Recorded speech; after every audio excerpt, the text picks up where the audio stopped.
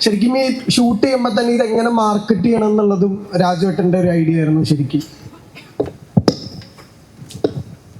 ഇല്ല, അങ്ങനെയൊന്നും ഇല്ല ആക്ച്വലി.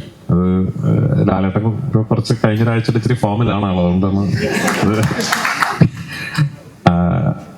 അല്ല, നമ്മൾ ആക്ച്വലി ഇപ്പോൾ ഈ ഞാൻ പറഞ്ഞില്ലേ, ഈ സിനിമ എടുത്തു കഴിഞ്ഞ് ഞങ്ങളെല്ലാം എൻ്റെ മനസ്സിലൊരു പെർഫെക്റ്റ് ഒരു പ്ലാൻ ഉണ്ടായിരുന്നു.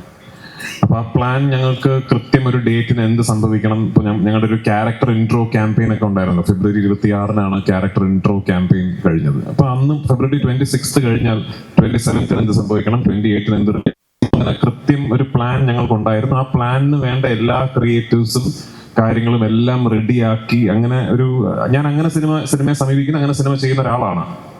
ഞങ്ങൾക്കത് ചെയ്യാൻ കഴിഞ്ഞിരുന്നില്ല, പല കാര്യങ്ങൾ കൊണ്ടും ചെയ്യാൻ കഴിയാതെ വന്ന് പിന്നീട് കഴിഞ്ഞ ഒരാഴ്ചയായിട്ടാണ് ഞങ്ങൾക്ക് ഇതെല്ലാം ചെയ്യാൻ പറ്റും. ഇപ്പൊ ഞങ്ങൾ ഒരുപാട് കാര്യങ്ങൾ കംപ്രസ് ചെയ്ത് ചെറിയ സമയത്ത് ചെയ്യേണ്ട ഒരു അവസ്ഥയുണ്ടായിരുന്നു. പക്ഷെ അപ്പോഴും ഭയങ്കരമായ സന്തോഷത്തിലായിരുന്നു ഞങ്ങൾ ആസ് എ ടീം. കാരണം ഒരു ക്രൈസിസ് വളരെ പെട്ടെന്ന് അതിജീവിച്ച് നമ്മൾ സ്വപ്നം കണ്ട പോലെ ഒരു റിലീസ് ഈ സിനിമയ്ക്ക് കൊടുക്കാൻ സാധിക്കും. Thanks to Antony Perumbavoor, thanks to Gokulam Gopalan, thanks to all our distributors across the world. ആ ഹാപ്പിനെസ് ആയിരിക്കും നിങ്ങൾ ഈ പ്രൊമോഷൻസിലൊക്കെ കണ്ടത്. അല്ലാതെ പ്രൊമോഷന് പോയിരിക്കുമ്പോൾ ഏത് ഇന്റർവ്യൂവിന് ഏത് കോമഡി പറയണം എന്ന് പ്ലാൻ ചെയ്തിട്ടല്ല നമ്മൾ പോയത്. അത് പിന്നെ നമ്മളെങ്ങനെ എൻജോയ് ചെയ്ത് വി ജസ്റ്റ് ഹാഡ് ഫൺ. പക്ഷെ ഈ പറയുന്ന പോലെ ഞങ്ങൾ പോയ എല്ലാ സംസ്ഥാനങ്ങളിലും അവിടുത്തെ മീഡിയ അല്ലെങ്കിൽ അവിടുത്തെ മീഡിയ പേഴ്സണൽ വലിയ ആവേശത്തോടെ, വലിയ ഹാപ്പിനെസ്സോടു കൂടി, വലിയ സന്തോഷത്തോടു കൂടിയാണ് ഈ സിനിമയുടെ ടീമിനെ സ്വീകരിച്ചത്. അപ്പൊ മേ ബി നമ്മളൊക്കെ വിചാരിച്ചതിനപ്പുറം ഒരുപക്ഷെ ഇതിന്റെ ഒന്നാം ഭാഗമായ ലൂസിഫറിന് റിലീസിന് ശേഷം ഈ കഴിഞ്ഞ 6 വർഷങ്ങൾക്കിടയിൽ അങ്ങനെ ഒരു അപ്പീൽ ഉണ്ടായിരുന്നിരിക്കാം. I don't know. നമ്മൾ ഏത് സംസ്ഥാനത്തിൽ പോയാലും ഈ സിനിമയുടെ സെക്കൻഡ് പാർട്ട് ഞങ്ങൾ ഡൽഹിയിൽ പോയി. ആൻഡ് വി നെവർ എക്സ്പെക്ടഡ് അവിടുത്തെ മീഡിയ ലൂസിഫറിനെ കുറിച്ചൊക്കെ വളരെ ക്ലോസ്ലി അനലൈസ് ചെയ്തിട്ടുള്ള ചോദ്യങ്ങളൊക്കെ ചോദിക്കുന്നുള്ളത്. മേ ബി അതായിരിക്കാം കാരണം. I am forever grateful for it. എപ്പോഴും I be humble by the love towards the film that I made. ഈ സിനിമയ്ക്ക് പിന്നിലെ എല്ലാ എമ്പുരാന്മാർക്കും ഹൃദയം ആശംസകൾ. ഇവിടെ മലയാള സിനിമ മാത്രമല്ല, ഒരു മലയാള വാക്ക് തന്നെ ഭാഷകളുടെ അതിർവരമ്പ് വിട്ട് പാനിഞ്ചിനായി പോയിക്കാൻ ആരാണ് എമ്പുരാനുള്ള പേര് സജസ്റ്റ് ചെയ്ത് അത് മതിയെന്ന് തീരുമാനമെടുത്തത്? മുരളി ഗോപി. മറ്റൊരു പേര് ആരുടെ മനസ്സിലായിരുന്നു എമ്പുരാൻ മതി എന്നുള്ള തീരുമാനം? ഇല്ല, 1-2 പേരുകൾ ഉണ്ടായിരുന്നു. പക്ഷെ എമ്പുരാൻ എന്ന പേര് സെലക്ട് ചെയ്തത് മുരളി ഗോപിയാണ്. ഈ സിനിമയ്ക്ക് എമ്പുരാൻ എന്ന പേരിടുന്നത് ഞങ്ങൾ ആ 1ാം ഭാഗത്തിലെ അവസാനത്തെ സോങ് എഴുതിക്കൊണ്ടിരിക്കുന്നത്. അത് എഴുതിയത് മുരളിയാണ്.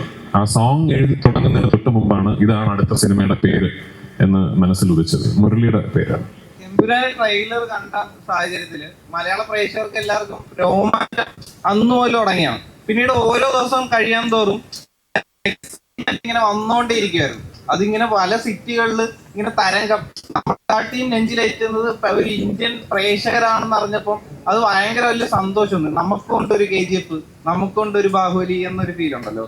അപ്പം അത് കഴിഞ്ഞിട്ട് അത് കഴിഞ്ഞ് നമ്മളൊരു 7 വർഷം ബാക്കിലേക്ക് ചിന്തിച്ച് നോക്കിക്കഴിഞ്ഞാൽ ലൂസിഫർ ഈ മഞ്ജു ചേച്ചി നേരത്തെ പറഞ്ഞല്ലോ, ലൂസിഫർ അനൗൺസ് ചെയ്യുന്ന സാഹചര്യത്തിൽ പൃഥ്വിരാജ് ലാലേട്ടനെ വെച്ച് ഒരു സിനിമ ചെയ്യുന്നു എന്ന് ഒരു ന്യൂസ്. അതൊക്കെ ലൂസിഫർ ഇറങ്ങി, അത് ബ്ലോക്ക് ബസ്റ്റർ ആകും, അറിയാം, പൃഥ്വിക്ക് പരിപാടി അറിയാം എന്നൊരു സാഹചര്യം എല്ലാവർക്കും അറിയുന്നതാണ്. അപ്പം ഇങ്ങനൊന്നും അല്ലല്ലോ അന്ന് ഞാൻ കേട്ടത്.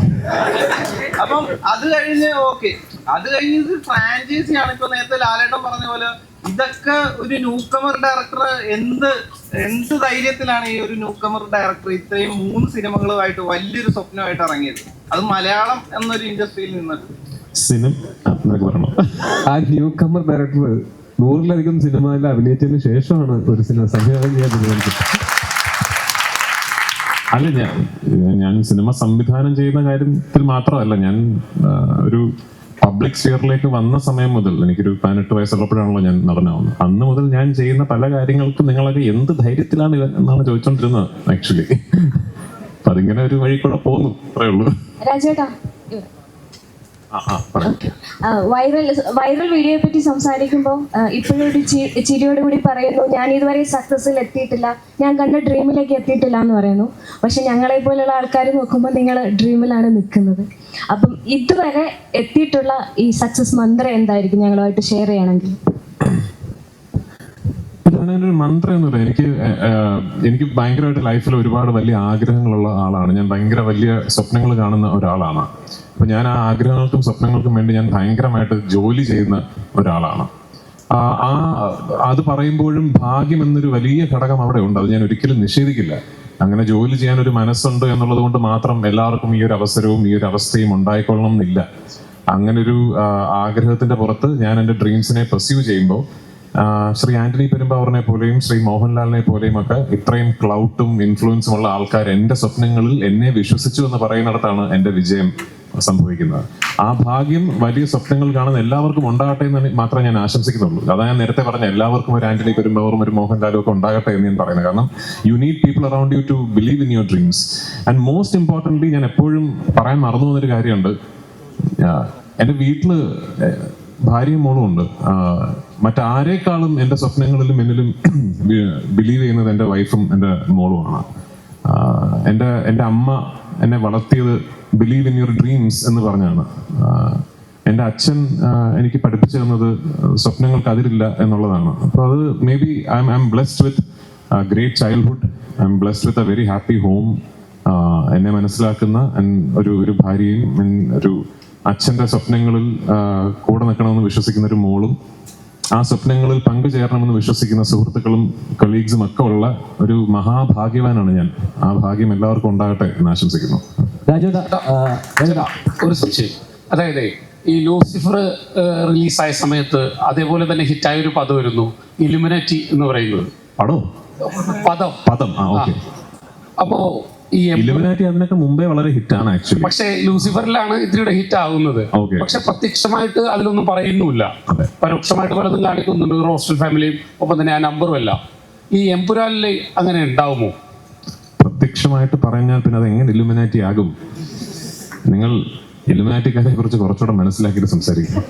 രാജേട്ടാ, ആദ്യമായിട്ട് ഈ ഒരു മലയാള സിനിമ ഐമാക്സ് ഫോർമാറ്റിൽ നമുക്ക് കാണാൻ പറ്റുന്നത്. സോ ഇത് നേരത്തെ പ്ലാൻ ഉണ്ടായിരുന്നോ? എന്തായിരുന്നു അതിനുള്ളത്? ആക്ച്വലി നല്ല ചോദ്യം. Thank you for the question. ഇല്ല, നേരത്തെ പ്ലാൻ ഇല്ലായിരുന്നു. ഞാനത് ഷൂട്ട് ചെയ്തിരിക്കുന്ന അനമോഫിക് ഫോർമാറ്റിലാണ്. Anamorphic is not your ideal format of capture for IMAX mastering. ഐമാക്സിലായിരുന്നുവെങ്കിൽ I should have shot it either with full form. ഞാൻ ക്ലാസ് എടുക്കുന്നവരായിട്ട്